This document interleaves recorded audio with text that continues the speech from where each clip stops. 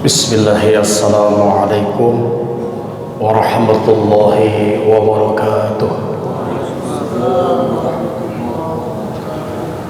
Alhamdulillah, alhamdulillahilladzi la ilaha illa huwa alimul ghaibi wasyahadati warrahmanir rahim.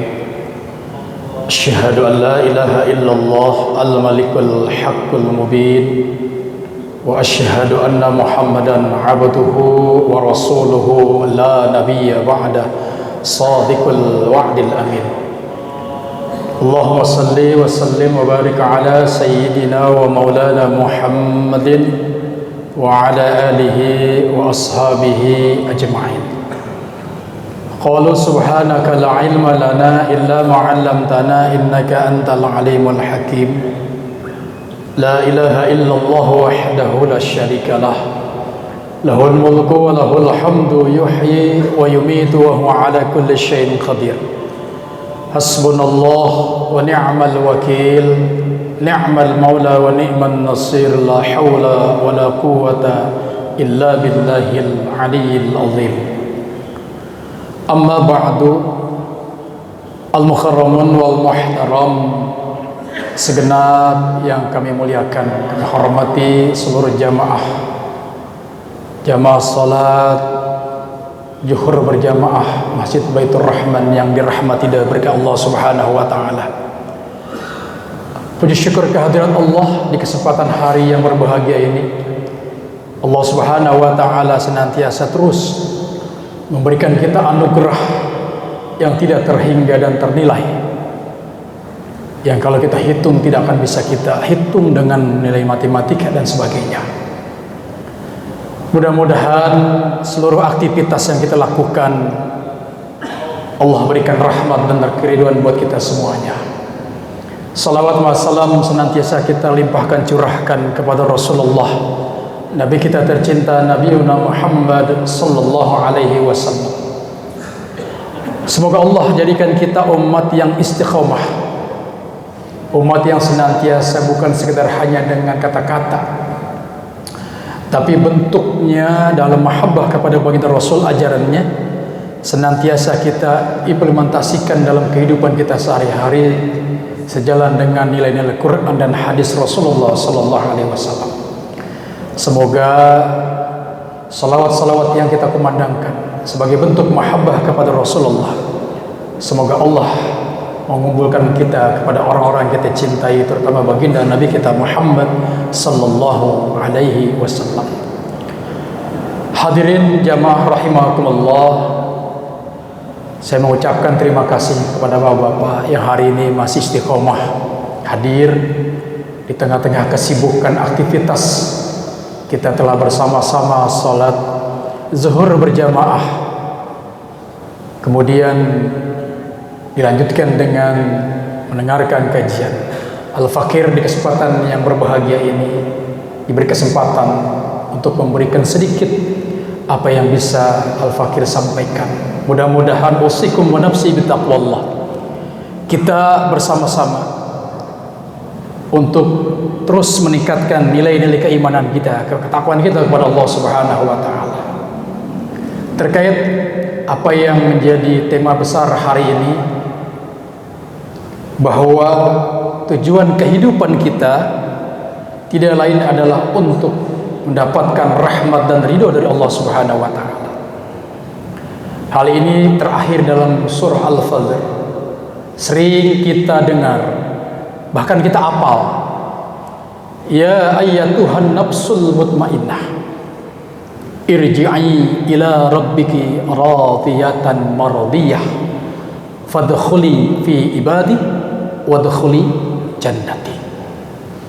Allah Subhanahu wa taala memanggil ya ayyatuhan nafsul mutmainnah. Yang dipanggil kembali oleh Allah adalah jiwa yang tenang. Irji'i ila rabbiki radiyatan mardiyah, kembalilah kepada Allah dengan mendapatkan keridhaan. Kita ridho kepada Allah dan Allah meridhoi kita. Fadkhuli fi ibadi wadkhuli jannati, masuklah ke dalam golongan hamba-hambaku dan juga surgaku. Hadirin rahimakumullah. Setiap kita pasti bahkan cita-cita mendapatkan tempat yang mulia, yaitu surganya Allah Subhanahu wa taala. Kalau kita katakan di mana surganya Allah, hal-hal ini adalah hal yang gaib. Allah Subhanahu wa taala memiliki tempat yang mulia, dan bagi mereka yang mengikuti perintah Allah, Allah akan berikan tempat yang terbaik. Namun bagi tempat yang terbaik tersebut bukan ditempatkan bagi orang-orang yang begitu saja. Maka ada istilah la ilaha illallah miftahul jannah. La ilaha illallah miftahul jannah. Miftahul jannah la ilaha illallah. Kuncinya surga adalah kalimat tauhid, la ilaha illallah. Tapi ini tidak mudah, harus dijabarkan kalimat tauhid ini. Ada kuncinya, ada jalannya, ada kendaraannya, ada amalan-amalannya. Sebab tidak mudah bagi kita yang Allah berikan nanti tempat yang terbaik, surga tersebut adalah rahmatnya Allah Subhanahu wa ta'ala. Pak Ustadz, apakah kita nggak menginginkan surga? Karena surga ini milik Allah, terserah Allah yang bagaimana nanti memasukkannya. Yang terpenting hari ini kita menjalankan bagaimana perintah Allah, bagaimana amalan-amalan penduduk-penduduk surga. Ini yang terpenting. Allah tempatkan kita yang terbaik, itu adalah rahmat Allah Subhanahu wa ta'ala. Maka ada satu kisah dikatakan, ada seorang hamba nanti di yaumil akhir, di yaumul mizan, di yaumil hisab, begitu sombongnya, amalan-amalannya luar biasa. Kemudian Allah hisab, dan Allah berikan, mana ibadahmu kalau dihitung dengan nikmat yang Allah berikan, kata Allah. Ternyata mudahnya ibadah kita karena rahmat Allah. Artinya apa? Coba sekalian yang dirahmati Allah, Allah berikan kita rahmat untuk bisa ibadah karena kasih sayangnya. Betapapun banyak ibadah kita kepada Allah, yakinilah itu karena kasih sayang Allah. Itu adalah hak prerogatif Allah. Ditempatkan kita tempat yang mulia, surganya Allah Subhanahu wa ta'ala. Terkait hal ini, baginda Nabi kita Muhammad sallallahu alaihi wasallam, dan ini menjadi nasihat kita semuanya. Apa amalan-amalan orang-orang yang dicintai surga? Kalau hari ini sesuai dengan tema yang ditawarkan, kita merindukan surga, tapi sebaliknya surga yang merindukan hamba-hambanya. Subhanallah. Kira-kira kita semua di sini kalau ditanya, rindukah kepada tempat yang mulia tersebut? Kalau kita pernah membaca syair-syair daripada Abu Nawas, ini kita akan miris. Ilahi lasturil firdausi a'la, gitu kan. Ya Allah, kalaupun engkau begitu banyak dosa yang hamba lakukan, hamba tidak sanggup memasuki neraka. Kalaupun engkau berkenan memasukkan hamba ke dalam surgamu, sepertinya belum pantas di dalamnya. Subhanallah. Surga merindukan beberapa golongan orang-orang yang di dalamnya. Mudah-mudahan kita termasuk di dalamnya, jamaah sekalian dirahmati Allah Subhanahu wa ta'ala. Baginda Rasulullah sallallahu alaihi wasallam dalam diriwayatkan Imam Tirmizi katakan, qala Rasulullah sallallahu alaihi wasallam, al jannatu mushtaqatu fi arba'ati nafarin. Surga merindukan 4 golongan. Mudah-mudahan kita di dalamnya. Amin.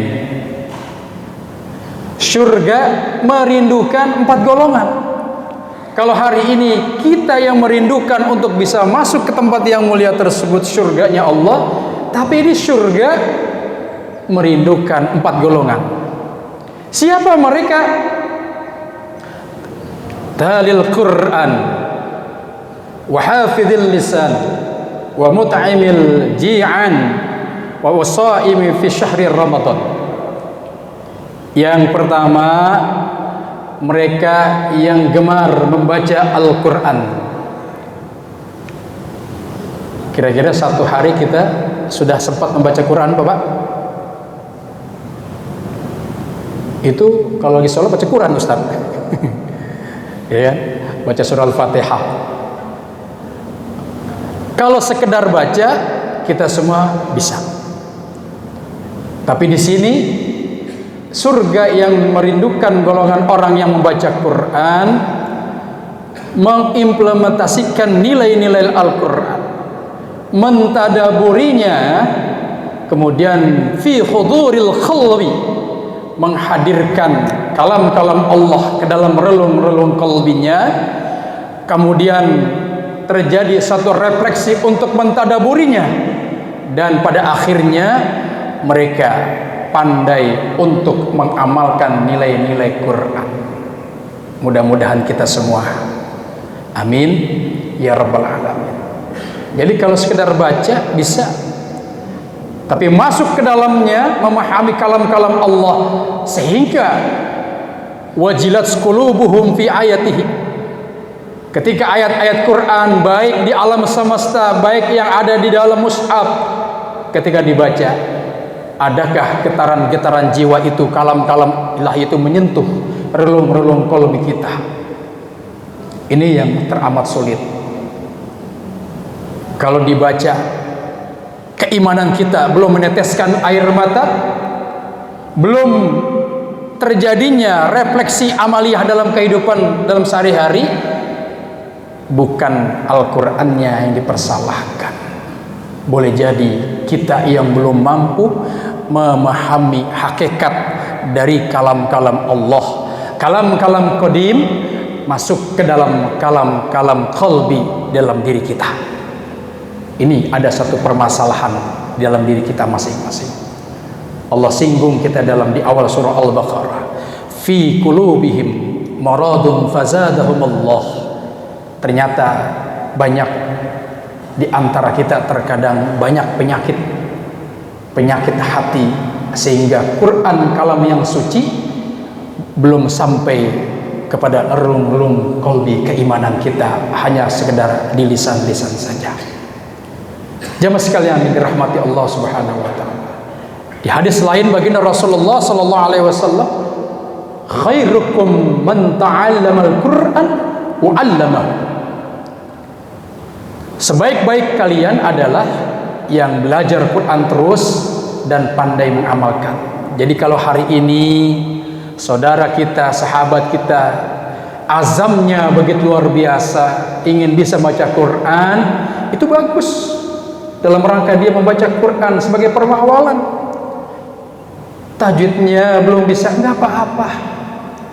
Daripada kita udah tahu baca Quran, tapi kita tidak pandai untuk istiqomah, apalagi mengamalkan Quran. Tidak apa-apa kalau terbata-bata kita tidak membaca membaca Quran, tapi kita terus istiqomah untuk pandai untuk membacanya agar bisa. Tapi tidak sekedar itu saja, terus mengkaji, mentadaburinya, belajar kepada orang ahlil Quran yang pandai mengamalkan Quran. Ustaz, apakah yang baca Quran banyak? Banyak, Pak. Tapi yang pandai mengamalkan Quran ini sedikit sekali. Hadirin jamaah rahimakumullah. Inilah harapan kita. Kalau satu hari ini kita belum membaca Al-Quran, memahaminya, nah, mudah-mudahan mulai detik hari ini kita mulai istiqomah. Tidak mesti banyak, tapi sedikit demi sedikit insya Allah bisa kita istiqomah. Yang kedua, surga yang merindukan pada hamba-hamba Allah di antara 4 ini, yang kedua adalah wa hafidhil lisan, orang yang pandai menjaga lisannya. Lisan ini adalah sebagai output dari kejernihan hati seseorang. Salamatul insan fi hifdzil lisan. Selamatnya manusia karena pandai dia menjaga lidahnya. Bukan berarti orang diam itu tidak banyak bersalah, tapi dia berupaya.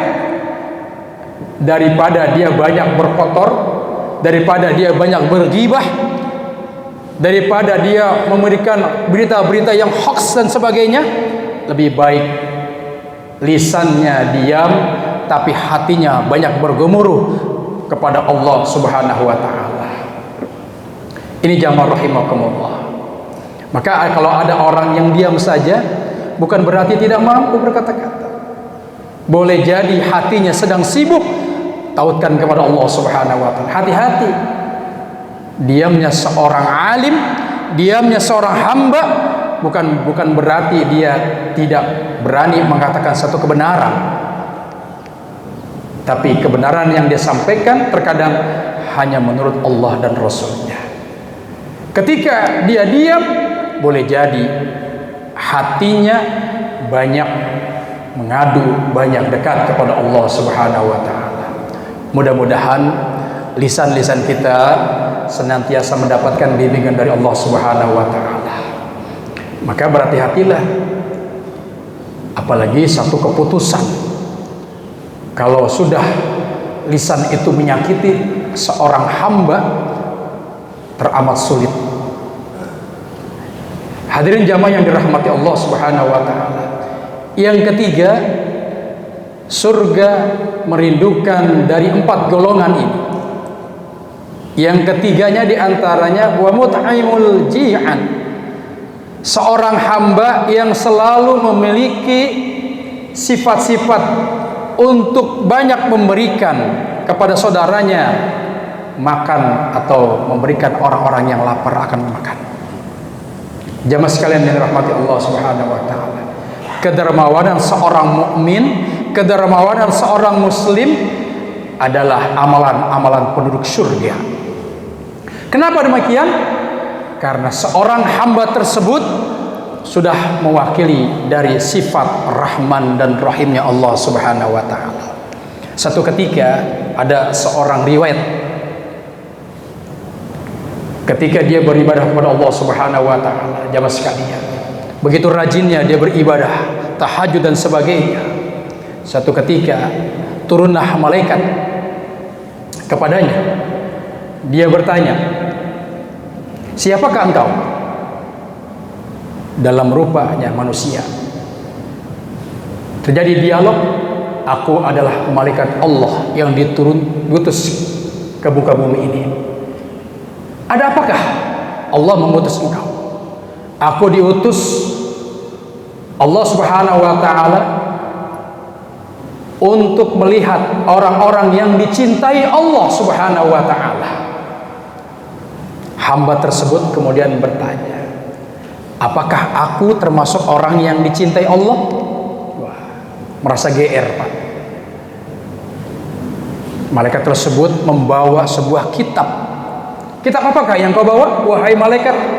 "Ini adalah catatan para hamba Allah yang Allah perintahkan di dalamnya orang-orang yang dicintainya." Kalau posisi kita berada dalam cerita tersebut, kira-kira kita kepo enggak, Pak, untuk menanyakan malaikat tersebut, apakah kita termasuk orang yang dicintai Allah Subhanahu wa taala? Kepo enggak, Pak? Pasti akan bertanya, kira-kira malaikat, apakah saya termasuk orang yang dicintai Allah? Dilihatlah, malaikat tersebut membuka catatan itu. Sekali, 2 kali, di balik-balik kitab tersebut, ternyata dia tidak menemukan hamba tersebut. Kemudian singkat cerita dikabarkan, "Wahai hamba Allah, mohon maaf, namamu tidak ada tercantum dalam kitab ini termasuk orang-orang yang dicintai Allah Subhanahu wa taala." Apa yang terjadi? Dia menangis dan jatuh pingsan. karena tidak ada tercatat dalam kitab tersebut. Ketika dia bangun, masih ditumbuhin oleh malaikat tersebut. Dia menangis sejadi-jadi, wahai malaikat Allah, kenapa namaku tidak ada tercantum dalam catatan-catatan orang-orang yang dicintai Allah Subhanahu wa ta'ala? Engkau pengen tahu kenapa? Padahal engkau tahu aku ahli qiraat, aku ahli ibadah, aku sering bangun malam, aku sering sedekah dan sebagainya. Apa kata malaikat? Mohon maaf, saya tahu antum orang soleh, sering bangun tahajud dan malam dan sebagainya, ahli ibadah. Tapi bukan saya tidak tahu, kata malaikat tersebut. Saya tahu. Tapi ketika kenapa engkau tidak tercantum? Engkau bangun tahajud, engkau sholat malam, engkau membaca tilawah Quran, tapi ketahuilah, di kanan kirimu ada hamba-hambamu yang lapar, engkau diam saja, tidak engkau beri makan hamba-hamba tersebut. Subhanallah. Jadi kesolehan secara pribadi, mestinya kita sebagai orang-orang mukmin harus muncul kesolehan sosial dalam kehidupan kita. Mudah-mudahan seiring berjalan waktu kita mampu untuk terus menerapkan nilai-nilai ini. Hadirin jamaah rahimakumullah. Yang ketiga, wasaimi fi syahri Ramadan. Golongan yang sangat dirindukan surga diantaranya adalah orang-orang yang berpuasa di bulan suci Ramadan. Bukan sekedar hanya menahan lapar saja, tapi puasanya mampu menjadikan dia memiliki nilai-nilai karakter, ketuhanan, dan nilai-nilai sosial. Hadirin jamaah yang dirahmati Allah Subhanahu wa ta'ala. Sederhananya, pendekatannya, dalam pertemuan yang singkat ini, seorang hamba yang dirindukan oleh surga pandai menjaga lisannya, hatinya bergemuruh untuk senantiasa tertaut kepada nilai-nilai Al-Quran dan tidak pernah menyakiti saudaranya. Bahkan dia senantiasa terus memberikan sedekah untuk kepada orang-orang yang kelaparan. Terlebih lagi daripada puasa Ramadannya mampu menunjukkan nilai-nilai sosial dan karakter-karakter ketuhanan. Mudah-mudahan kita semua menjadi hamba-hamba Allah yang dirindukan oleh surga sebagaimana pesan atau sabda baginda Nabi kita Muhammad sallallahu alaihi wasallam. Usikum wa nafsi bitaqwallah. Mudah-mudahan Allah berikan keistiqomahan kepada kita semuanya. Alaikum minkum billahi taufiq wal hidayah. Assalamualaikum warahmatullahi wabarakatuh.